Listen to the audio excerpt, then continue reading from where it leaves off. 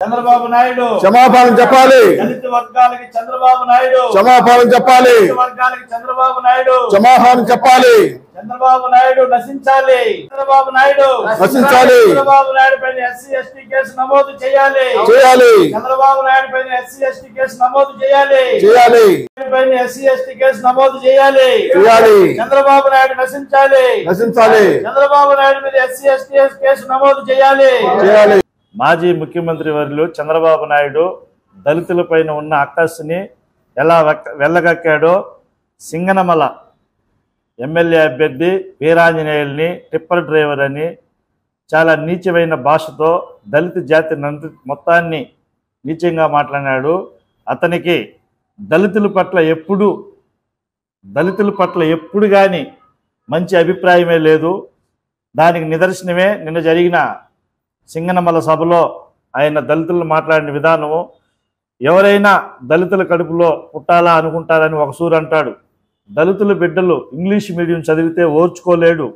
దళితులు బిడ్డలు నాడు నేడు రూపురేఖలు దిద్ది జగన్మోహన్ రెడ్డి గారు జగన్మోహన్ రెడ్డి గారు స్కూళ్ళన్నీ నీట్గా రెడీ చేసినా దానికి తట్టుకోలేడు.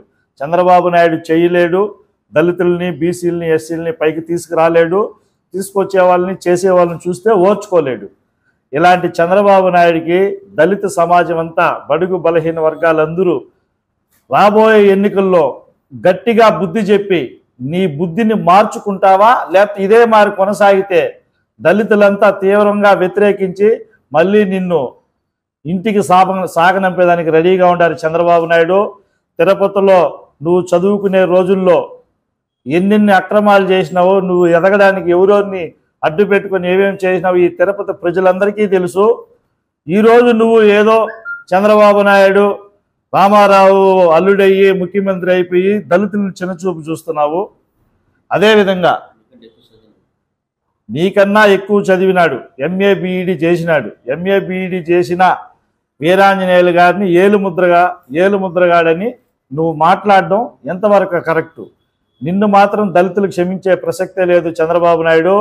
గుర్తుపెట్టుకో, దళితులందరూ కలిసి ఎస్సీ ఎస్టీ బీసీ మైనార్టీలందరూ ప్రతి ఒక్కరూ నిన్ను నీ కూటమిని మొత్తాన్ని ఇంటికి పంపించడానికి సిద్ధంగా ఉన్నారు.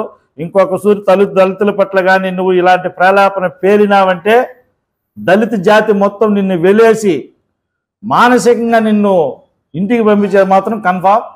చంద్రబాబు నాయుడు ఖబర్దార్. చిన్న పిల్లోని కాడ నుంచి పెద్దవారు అంత నవ్వుకుంటా ఉన్నారు. ఇదే పరపకండ చేయడానికి పోతా ఉంటే చంద్రబాబు నాయుడు అందరు 420 అంటారు సార్, మేము అతను 840 అంటామని చెప్పేసి దళితులంతా ఏకమై చెప్తా ఉన్నారు. ఇది కొత్త రకం చూస్తున్నాను, ఎక్కడ చూడలే నేను.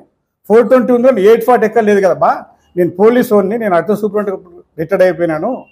420 అంటే ఇన్న కేసు ఉంది, 840 అనేది ఎక్కడ లేనే లేదంటే లేదు సార్ మేము అతను డబుల్ ఇస్తా ఉన్నాము, అతను ఆ విధంగా చేస్తామని చెప్పేసి అన్నాడు. ఏమండి ఆ టిప్పర్ డ్రైవర్ వీరాంజనేయులు గారు ఎంఏ బీఈడి చేసినాడు, చిన్న కుటుంబం నుంచి పైకి వచ్చేసినాడు. అతను నిజాయితీగా నా కుటుంబాన్ని తాకాలి నేను చేసుకోవాలని చెప్పేసి అతను చేస్తూ ఉంటే అతని గురించేసి చదువురాని వాడు అని చెప్పేసి మాట్లాడుతూ ఉంటే చాలా నవ్వు వస్తూ ఉంది. అతనికి హరిజనులన్నా గిరిజనులన్నా బీద వర్గాలన్నా పడదు. వాళ్ళకి కావాల్సింది వాళ్ళ సామాజిక వర్గం తప్ప వేరే దానికి మనకు సంబంధమే లేదు. పైకి చెప్తాడు కానీ చేసేదంతా వాళ్ళ సామాజిక వర్గాన్ని చేస్తాడు. మా వంటి బీద బీదికి వాళ్లకు వాళ్ళ సహాయం చేసే అలవాట్లేదు, చేయబోడు. కాబట్టి దళిత సోదరులందరూ ఏకమైపోయేసి రాబోయే ఎన్నికల్లో అతనికి తగినట్టుగా బుద్ధి చెప్పాలని చెప్పేసి నేను కోరుకుంటున్నాను.